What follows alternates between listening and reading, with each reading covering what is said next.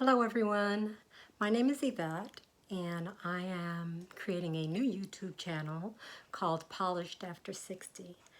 My channel will show my perspective on women of a particular age, 60 and above, and give tips and ideas on fashion, makeup, lifestyle, trips, just a little bit of everything, but mainly fashion and beauty.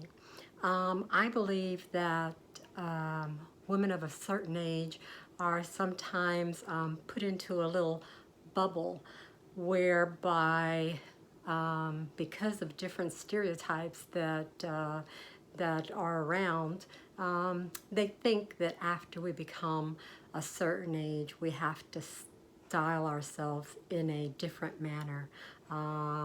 Although I am 64 and I'm a grandma, I don't want to necessarily dress like the typical grandmas of years gone by. I want to be on trend, and I'd like my makeup to reflect the best that I can possibly be. And I just think that we need more channels that speak to the women of our age.